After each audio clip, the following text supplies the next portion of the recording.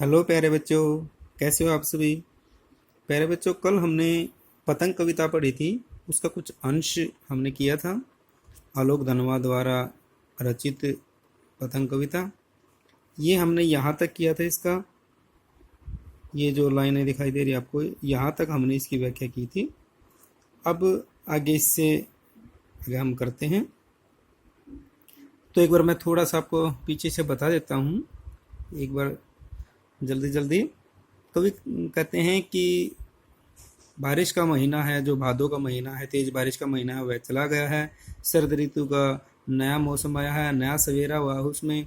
और आँखों जो वो जो नया सवेरा है, वो लाल रंग का बिल्कुल इतना अच्छा लगता है कि जैसे खरगोश की लाल लाल आँखें होती हैं।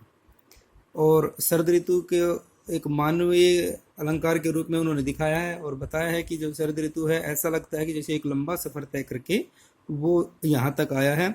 और वह सभी बच्चों को बुला रहा है, उन सभी बच्चों को जो पतंग उड़ाने वाले थे लेकिन फिलहाल पतंग नहीं उड़ा रहे हैं, उनको बुलाता है कि मौसम बहुत अच्छा हो गया, आप आइए और पतंग उड़ाइए। और उसके बाद सभी बच्चे पतंग उड़ाना शुरू कर देते हैं। और एक नई तितलियों की एक नई दुनिया, किलकारियों की, सीटियों की एक नई दुनिया वहाँ पर शुरू हो जाती है। तो ये कल आपको करवाया था बच्चों के द्वारा पतंग उड़ाने की जो प्रक्रिया है उसकी शुरुआत के बारे में। अब इसमें आगे बताते हैं कि जन्म से ही वे अपने साथ लाते हैं कपास। बच्चों के बारे में बताया है कि बच्चे जन्म से ही अपने साथ कपास लाते, इसका ये मतलब है। लेकिन इसका अर्थ क्या निकलता है कि बच्चे कपास, यहाँ पे दो अर्थों में कपास का मतलब क्या होता है कि नरम और कोमल। कि बच्चे जो हैं वो कपास की बात ही, जिस प्रकार से कपास साफ सुथरी होती है, पवित्र होती है, मतलब निर्मल होती है, उसमें कोई गंदगी नहीं होती, साफ सुथरी होती है, स्वच्छ होती है। तो उसी प्रकार से जब बच्चे जन्म लेते हैं या वो छोटे बच्चे होते हैं, तो कपास जैसे वो साफ और स्वच्छ निर्मल मन के होते हैं, उनके मन में कोई भेदभाव नहीं होता। एक तो ये अर्थ निकलता है इसका। और दूसरा अर्थ निकलता है कि कपास की तरह उनका शरीर बड़ा कोमल होता है। तो क्या है कि जन्म से ही वे अपने साथ लाते हैं कपास। कि बच्चे जन्म से ही कपास जैसे स्वच्छ मन के होते हैं और नरम शरीर के होते हैं। पृथ्वी घूमती हुई आती है उनके बेचैन पैरों के पास। और जब वे बच्चे पतंग उड़ाते हैं तो वो इतने मस्त होते हैं कि ऐसा लगता है कि जैसे मस्त होकर बहुत तेज गति से दौड़ते हैं, कभी इधर कभी इस छत पे, कभी उस छत पे, कभी इधर कभी गली में। तो ऐसा लगता है कि जैसे पृथ्वी स्वयं घूमती हुई उनके पैरों के पास आ रही है। मतलब क्या है कि थोड़ी थोड़ी दूर में, थोड़ी थोड़ी देर में वो काफ़ी दूरी तय कर जाते हैं। तो ऐसा लगता है कि जैसे पृथ्वी खुद उनके पैरों के नीचे आ रही है। कहते हैं कि पृथ्वी घूमती हुई आती है उनके बेचैन पैरों के पास। तो इतनी तेज गति से बच्चे दौड़ते हैं, पतंग उड़ाते टाइम इतने मस्त होते हैं कि ऐसा लगता है कि जैसे स्वयं पृथ्वी घूमती हुई उनके बेचैन पैरों के पास आ रही है। जब वे दौड़ते हैं बेसुध छतों को भी नरम बनाते हुए, दिशाओं को मृदंग की तरह बजाते हुए। और जब बच्चे पतंग उड़ाते हैं तो बेसुध होकर दौड़ते हैं। बेसुध का मतलब क्या होता है, उन्हें कोई शुद्ध नहीं होती कि आगे छत पे वो कोई कंकर पत्थर, कोई शीशा, कोई कांटा कुछ पड़ा है, पैर में चप्पल हैं, जूते हैं या नहीं है, नंगे पैर है, कोई फर्क नहीं पड़ता। उनको सिर्फ अपनी पतंग उड़ाने की धुन है बस। इसीलिए कहते हैं कि जब वो पतंग उड़ाने की लिए छतों पर दौड़ते हैं तो वो बड़े बेसुध होते हैं। और ऐसा लगता है कि जो छत है वो उनके लिए बड़ी नरम हो गई है। हालांकि छत नरम नहीं होती, लेकिन उनको नरम महसूस होती है क्योंकि उनका सारा ध्यान पतंग उड़ाने में है। तो क्या कहते हैं कि जब वे दौड़ते हैं बेसुध छतों को भी नरम बनाते हुए, दिशाओं को मृदंग की तरह बजाते हुए। और जो दिशाएं हैं वो ऐसे लगते हैं कि जैसे मृदंग की तरह बज रही हो। मृदंग का मतलब क्या होता है, यहाँ पे मृदंग एक तरीके से ढोल होता है, एक जैसा, एक ढोल जैसा होता है। जैसे ढोल तो इस तरीके से होता है,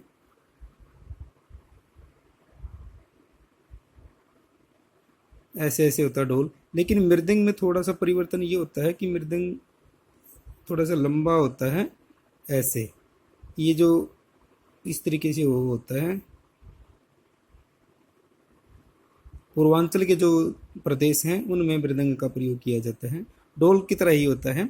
तो कहते हैं कि जब बच्चे दौड़ते हुए चलते हैं, दिशाओं इधर उधर घूमते हैं, तो ऐसा लगता है कि जो सारी दिशाएं हैं वो मृदंग की तरह बज रही हूँ, अर्थात दिशाओं में भी एक संगीत पैदा हो जाता है। मृदंग की थाप क्या होगी, जब जैसे मृदंग को बजाते हैं तो ऐसे ऐसे थाप लगाई जाती है, तो थाप क्या होगी, वो बच्चों के तलवे ही तो थाप होगी उनकी।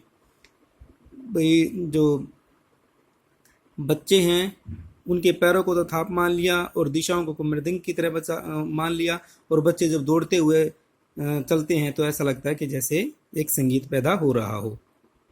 जब वे पेंग भरते हुए चले आते हैं डाल की तरह लचीले वेग से अक्सर, और कहते हैं यहाँ से यहाँ तक एक बार करेंगे हम, कि जब बच्चे मस्ती में पतंग उड़ाते हुए चलते हैं तो ऐसा लगता है कि जैसे जब झूला झूलते हैं तो जो टहनी होती है वो बड़ी लचीले तरीके से टहनी हिलती है, और ऐसा लगता है कि जैसे वो अभी टूट जाएगी, लेकिन वो टूटती नहीं है, वो बड़ी लचीली होती है और झूला झूलते रहते उस पर और टहनी हिलती रहती है। तो उसी प्रकार से बच्चे भी मस्ती में इधर उधर दौड़ते हैं और उनका जो शरीर है वो बिल्कुल डाल की तरह लचीला होता है, और इस लचीले शरीर के कारण वे कहीं पर भी चढ़ जाते हैं, कहीं पर भी उछल जाते हैं, वो इस तरह के सारे काम करते हैं। तो कहते हैं जब वे पेंग भरते हुए चले आते हैं डाल की तरह लचीले वेग से अक्सर, कि बच्चे जब दौड़ते हैं तो ऐसा लगता है कि जैसे टहनी जिस पर झूला डाल दिया गया उस तरीके से वो मतलब उनका शरीर होता है, और वह ऐसा लगता है कि उनको चोट लग जाएगी, लेकिन लगती नहीं, कभी वो गिरते नहीं, बहुत कम ऐसे चांस होते हैं कि बच्चे गिरते हैं। छतों के किनारों तक, और आगे है छतों के किनारों तक उस समय गिरने से बचाता है उन्हें सिर्फ उनके ही रोमांचित शरीर का संगीत। और आगे कवि यहाँ पर स्पष्ट कर देते हैं अपनी बात को, जो मैं बता रहा था कि बच्चे बहुत कम गिरते हैं। क्यों गिरते हैं, कि छतों के किनारों तक उस समय गिरने से बचाता है सिर्फ उनके रोमांचित, जब पतंग उड़ाने से जो उनके शरीर में जो रोमांच पैदा हुआ है, जो खुशी पैदा होती है, जो प्रसन्नता पैदा होती है, जो एक उत्साह पैदा होता है, वही उत्साह, वही खुशी, वही प्रसन्नता, वही रोमांचित शरीर उनको गिरने से बचाता है। पतंगों की धड़कती ऊंचाइयां उन्हें थाम लेती हैं महज एक धागे के सहारे, और जो पतंग आकाश में उड़ रही होती है उनका सारा ध्यान कहाँ पे है, आकाश में उड़ रही पतंग के ऊपर है। तो आकाश में जो उड़ रही पतंग है तो वो पतंग ही उनको गिरने से बचाती है। क्या कहते हैं कि पतंगों की धड़कती ऊंचाइयां उन्हें थाम लेती हैं महज एक धागे के सहारे, और पतंग का और उस बच्चे का संबंध किससे जुड़ा हुआ है, एक धागे के सहारे।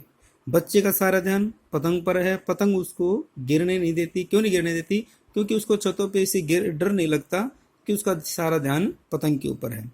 और वो महज एक छोटा सा, महज माने होता है केवल, एक छोटा सा, एक पतला सा धागा ही ऐसा लगता है कि जैसे वह उस बच्चे को पकड़े हुए है। होता क्या है वास्तव में, वास्तव में तो ये होता है कि पतंग है वह जो बच्चा है वह पतंग को पकड़े हुए है, पतंग को जाने नहीं देता एक डोर के सहारे।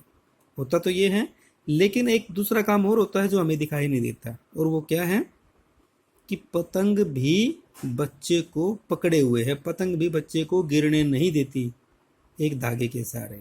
बच्चे का सारा ध्यान पतंग पे है, इसलिए पतंग भी उसको गिरने नहीं देती, और ऐसा लगता है कि जैसे एक पतंग है वो बच्चे को एक धागे के सहारे उसको पकड़े हुए है। और आगे और ज़्यादा स्पष्टता आ जाती है इसी बात में कि पतंगों के साथ साथ वे भी उड़ रहे हैं अपने रंध्रों के सहारे।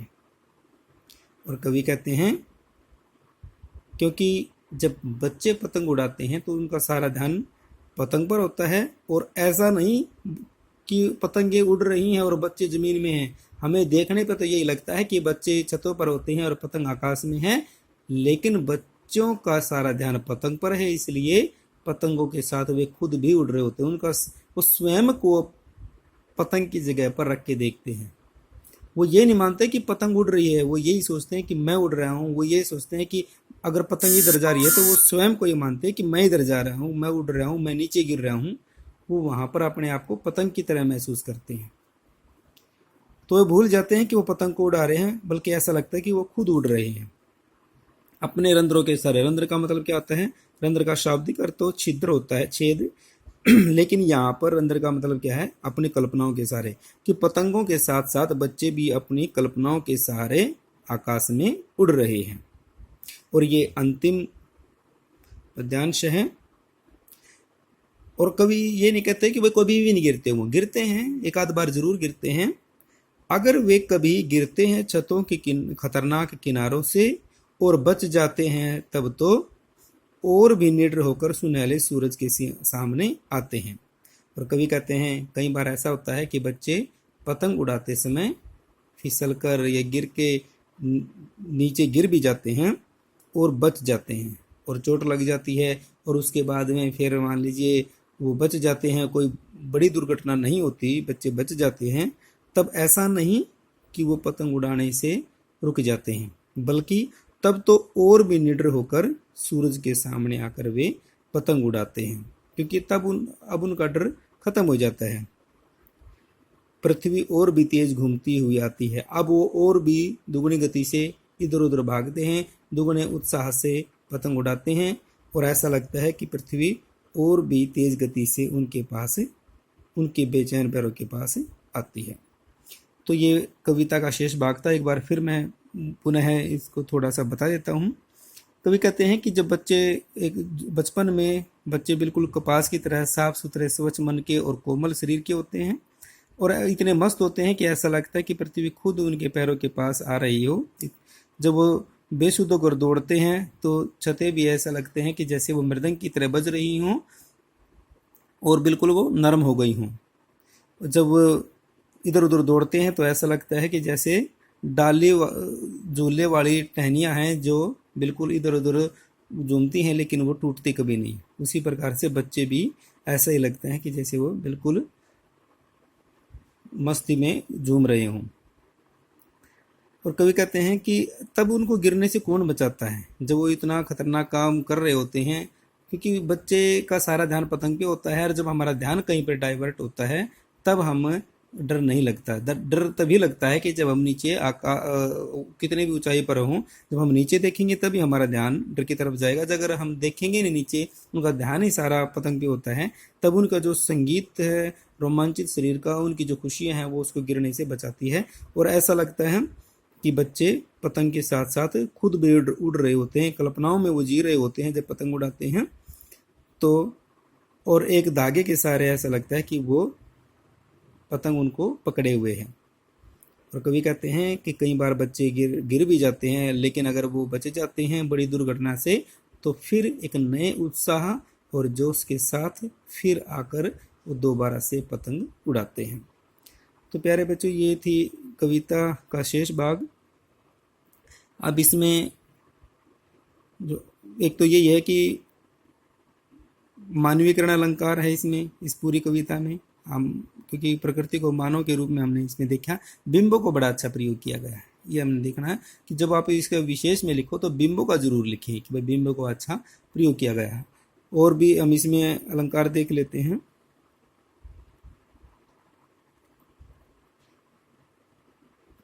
छंद मुक्त कविता है ये।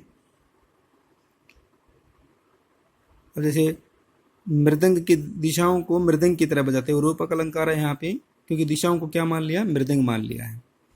ठीक है, तो यहाँ पे रूपक अलंकार है। ये भी बच्चे अपने साथ लाते हैं कपास, यहाँ पे भी रूपक अलंकार है। ठीक है, तो इस तरीके से आप इसकी व्याख्या करिए, प्रसंग जरूर लिखिए, प्रसंग लिखिए, उसकी व्याख्या करिए अच्छे से। और प्रसंग में 4 चीजें जरूर लिखा करो। आप 3 चीजें ही लिखते हैं, कवि का नाम, कविता का नाम, पुस्तक का नाम, और साथ में उसके किसके बारे में आगे बताया जाने वाला है उसके संदर्भ में थोड़ा सा और बताना आपने।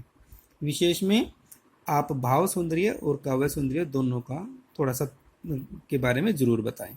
ठीक है, एक लिखाई का थोड़ा सा ध्यान रखें, लिखाई आप साफ सुथरी लिखाई से लिखें, और जब आप सेंड करते हैं अपने फ़ोटो होमवर्क की, तो एक बार चेक कर लें वो कि वो साफ दिखाई देती है या नहीं देती, क्योंकि कई बच्चे की जो लिखाई है ना वो बिल्कुल भी समझ में नहीं आती। ठीक है, तो इस चीज़ का थोड़ा सा ध्यान रखें। तो ठीक है प्यारे बच्चों, उम्मीद करता हूँ कि आपकी ये कविता अच्छे से समझ में आई होगी। इसको अच्छे से पढ़ना और अच्छे से समझना और अपनी कॉपी में होमवर्क करना। तो एक बार फिर आप सभी को आपके उज्जवल भविष्य के लिए बहुत बहुत शुभकामनाएं। घर पर रहें, सुरक्षित रहें। धन्यवाद। जय हिंद, जय भारत।